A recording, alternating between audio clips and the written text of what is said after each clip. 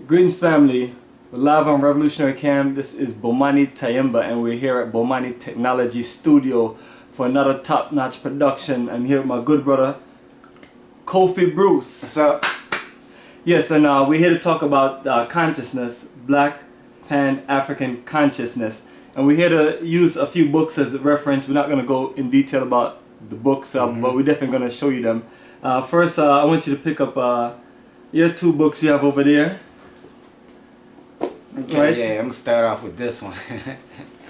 Right, just put the book a little closer so folks can see it right up close. There you go, and make sure. And like you said, we're not gonna go into detail about these books. You could just pick them up for yourself and read them and check it out and just learn something new that you didn't know before. The African Origin of Civilization, Myth or Reality. Just let that sink in.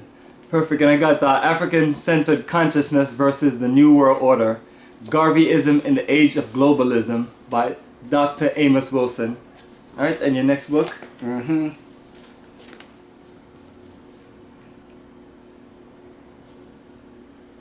The ISIS Papers. This book right here gets you more up to date on what's exactly taking place right here, right now. It's a blueprint.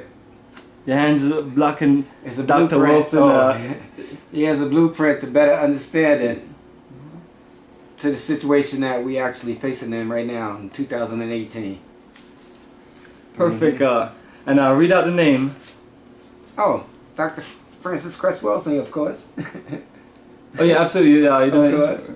There's a picture. He's an ancestor now. Rest in peace. All right, the next book, family. Here we go.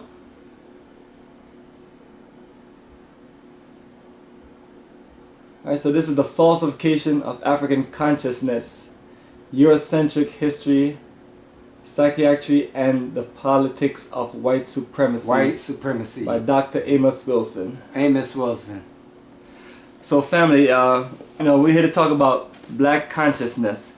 Now, as you can see, we have on the T-shirts, Africa for the Africans. So, For the Africans. It's about Black Pan-African nation building. So, Brother Kofi Bruce.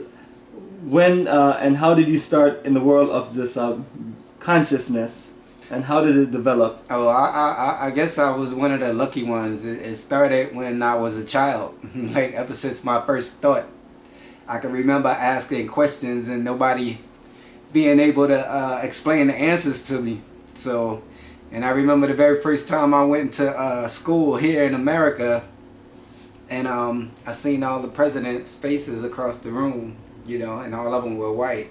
And I remember that as a little kid, and I was asking myself, where was the black faces at? All right. And I remember asking a teacher, and she was a white teacher, like, where was the black face? And she had no answer. She was like, and I noticed that as like a little kid, like, okay, she's supposed to know.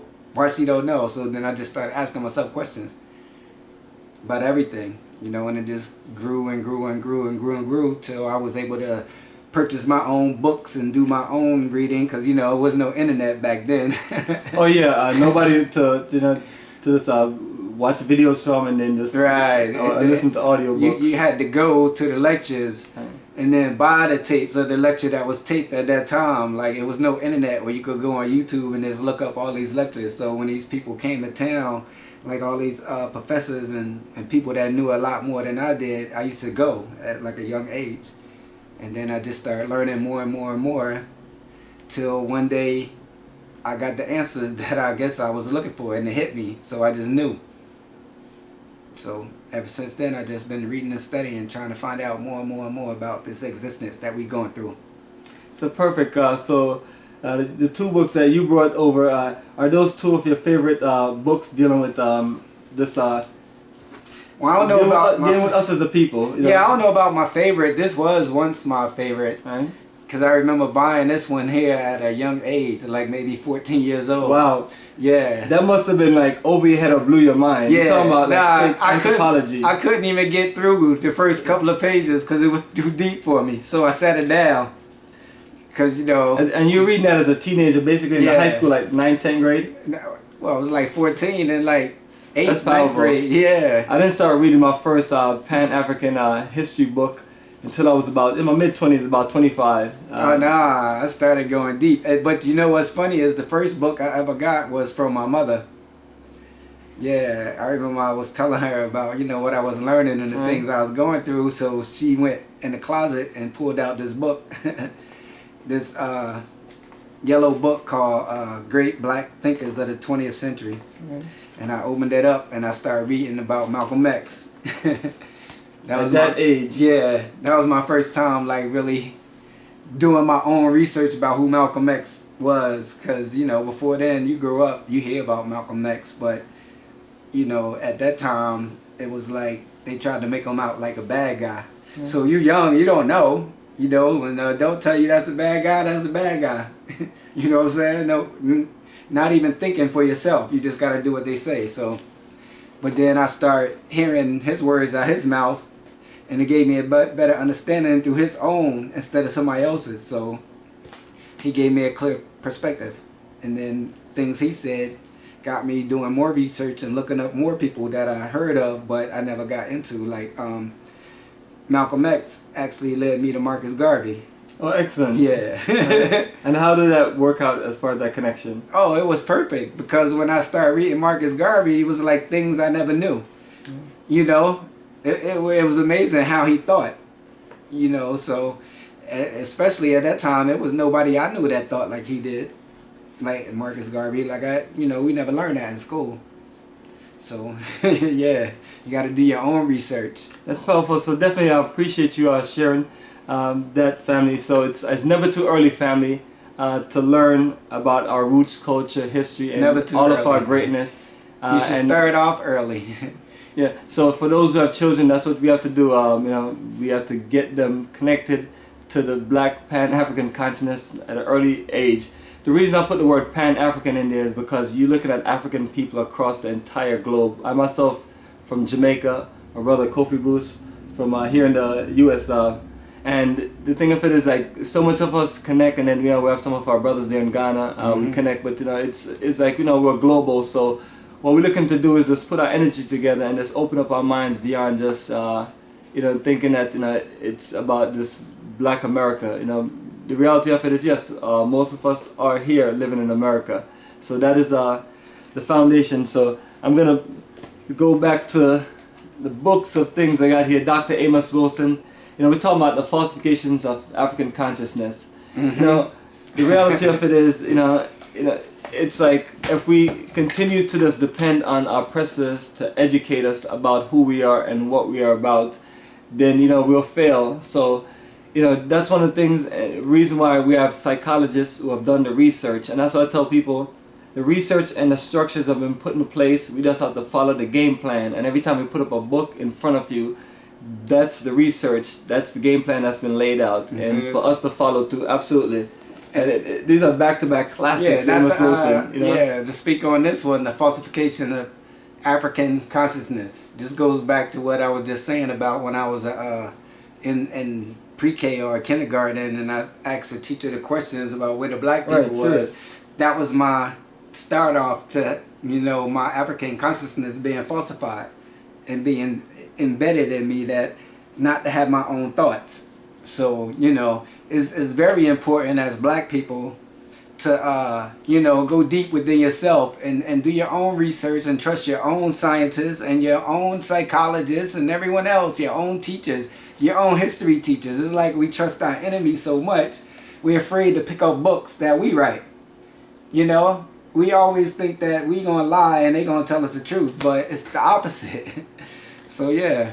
Absolute, family. So when we're building our repatriation village and community, all of the researches we have here, the books, the videos, and so on, we're looking to this, use those as a foundation to build our own educational consciousness, so we can become strong and and focus on doing what we need to do to better ourselves and build that strong nation we're talking about, to encourage more and more folks to look at repatriation, look at becoming a part of Africa for the Africans by repatriating to the motherland and working together with your own brothers and sisters to make it happen. So the consciousness we talk about, it's you learning from one angle as far as your roots and culture, and you're taking it to a whole different level. To next thing you know, you're there in the African continent, working productively with your brothers and sisters, so we can build a future for our children, and we can rebuild our legacy and make Africa great again. My brother Kofi Bruce, drop some last minute knowledge on folks before closing, as far as the books we're talking about. Oh well, let me see. What other books we got? What's your other one you had? Absolutely, family. We could even take it back to, we can take it back some more, since we're talking about Black Pan-African consciousness. Now that was one of my first read. Chancellor Williams, The Destruction of a Black Civilization. So a lot of times we wake up and we're like, how did we get in this situation? Mm-hmm. So Chancellor Williams takes you back. Right. Look how far he takes you back. Right. Family, he's taking you back to where it all started, as far as the invaders. We call them the colonizers, we call them the imperialists. They're all of these things, and they've used different tactics. And Chancellor Williams break it down in the destruction of a black civilization, and he also added the plan to it. And the plan literally is for us, just as all the other plans have been illustrated, is for us to build our African continent. Build an African continent where we as a people can have everything we need to take care of ourselves, and we don't have to worry about number 45 kicking out Liberians or deporting Jamaicans and Haitians and so on. Everything that he want to kick out and get rid of is people of color, African black people. So we as a people must build an African nation for that purpose. And this is the other Chancellor Williams book, The Rebirth of African Civilization, and the rebirth take place with us today, family, us in this modern day era. For us to do all the things in place to where we're connecting to the African continent, we're building business, we're investing, we're putting things in place to where we can be independent. Ultimately, that's what we want. We don't want to be oppressed by, we see Asian invasion and Asian investment all over the continent. We don't want to be recolonized by the white devil, the European nations that we talk about in our previous videos, and definitely want to be colonized by anybody else. We want to be a free people. So in order for us to do that, I'm reaching out to my brothers and sisters in the African diaspora to come together, and let's bring in all the energy that the African continent need and connect in, and make sure that we build the institutions on the African continent to where our people can have everything that they need. You know what I'm saying? So let me see that one. We're gonna bust. Say one more thing about these two. First, he give you the destruction. Alright, good point. First, he give you the destruction. We have to make sure we read this book. If you never read this book, read this book. If you read this book, read this book again and again and again and again and again and again and again until it sink in. Keep reading this book till it sink in, and then read this book. He give you the blueprint, the rebirth. The rebirth. The rebirth. That's all I want to say. Absolutely, brother. And then this is what we're going to do right here. Mr. Marcus Garvey, family. This is the life and lessons of the great Pan-African vision himself. So yeah, that was one of the first books I got from when Malcolm X led me to read, and Marcus Garvey. Yeah, and I remember reading this book. Yeah, and I started reading his words like over and over and over. It's like I couldn't stop. Yeah, it literally inspired me to start the business that we have, which is known as Africa for Africans Tourism Investment and Bomani Technology Service Support and Consultation. Because when Marcus Garvey was illustrating in his life, I just felt like he was just reaching out to us like 100 years later. Like, we as a people, our only future is a future of Africa for the Africans. He used those words so eloquently to illustrate Asia for the Asians, Europe for the Europeans, and so on. And I don't find no fault in that. A lot of people try and make that seem like that's wrong, to think or believe or even want Africa should be for African people. And that don't mean that no one else is welcome. But Africa for Africans mean Africa being controlled by Africans. Absolutely, family. We control. You can come, you can do whatever you like, but it's on our terms. It's not like we breaking off from the world and we're gonna disassociate ourselves with y'all. But we need our own home base, just like everyone else have their own home base. That's what it's all about. So yeah. Absolutely, family. This is it, man. Life and lessons. Yeah. Lots of lessons. Marcus Garvey, yeah. Africa for African people, at home and abroad. This one of the greatest visionaries that they don't teach you about in school. Right. He should have a holiday, but you know. And family, my three favorite visionaries, Pan-Africanists, Kwame Nkrumah, Marcus Garvey, Malcolm X. Those have been the greatest teachers in my life as far as what we're doing, as far as building that vision in Africa for repatriation, as we begin to start building communities so we can build what we need as a people, and then just reach out and just kind of just make things happen for ourselves in the fullness. We talk about going back to where we're manufacturing everything that we need. Too much Asian junks that we got in black countries. We as a people have to take it to the next level, to where we do more investment and trade with each other. So there's a whole lot of things going on in the African continent. Talking about Agenda 2063. I think that was went in place in 2013. To it's a 50-year development group of this African continent, open up to where railroads are connecting, and you have more of this interconnected trade, investment, and things like that. Because at this moment, when we're looking at the options that we're black people from America and black people from the Caribbean and black people from Africa, is like too much of our focus is on America, and that's why we say Africa for the Africans. So my brother Kofi Bruce, appreciate you dropping knowledge on another conscious episode. And family, we'd love to sit here and read all these books for you and go into full details, but it would take forever and ever, and right now we have lots of work to do. So we recommend you organize yourself more as a people. There's many things to do, black organizations to join, black investments to make. Let's just keep it black and keep it strong, and cut back on all of this unnecessary spending that we spend with the other folks that do not support and do not invest in us, and are just in our so-called communities and neighborhoods as just bloodsuckers and just leeches. So family, once again, Africa for the Africans, come on one of our journeys of a lifetime, and visit our website, africafortheafricans.org. Link with us in Ethiopia, November 2018, Southern Africa, November 2019, Ghana, every May, and link with us in general, and we can connect you with a wonderful world of repatriation.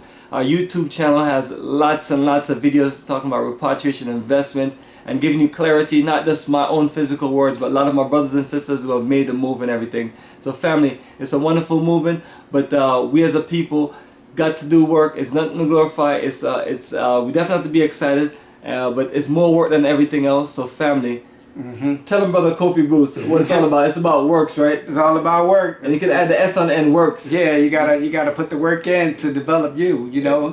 So stop playing with your phone and get busy. Yeah. Knowledge is power. Yeah. Power is only power if it comes with wisdom. Absolutely. So stop being dumb. Yeah, exactly. Cut back from celebrating these holidays, and then put the money to the side and come to Africa and make some moves and begin to start building a future, because we just have to be realistic about the consciousness of all the books and information that we've been sharing with you.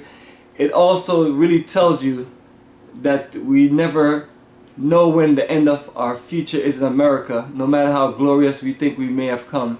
We look at the folks from Liberia that ran away from persecution in Liberia, ran away from drama and civil war, and America opened up their borders, and now they say, well, it's time we just let you guys go back and things, So, right. And we're going to continue more on that. I just want to give you a piece of that, family. So, family, until the next episode, brother Kofi Bruce, you have anything last minute to say in closing? Yeah, just trust your own teachers. We have our own scientists, mathematicians, writers, authors, everything. Trust your own first. You should trust your own before you trust anyone else. So, do your thorough research. Don't just use our outsider sources for your only source of information. You got to get the totality of everything, but you have to have your side, your version, your view, and then you weigh it and you see what's right. So do your research, do your study, never stop thinking, never stop dreaming, never stop achieving. We out. Absolutely, brother. Yes, man. Yeah. Appreciate you dropping that science on them, man. That's what it's about, family. Get back into the books and get into the Pan-African science.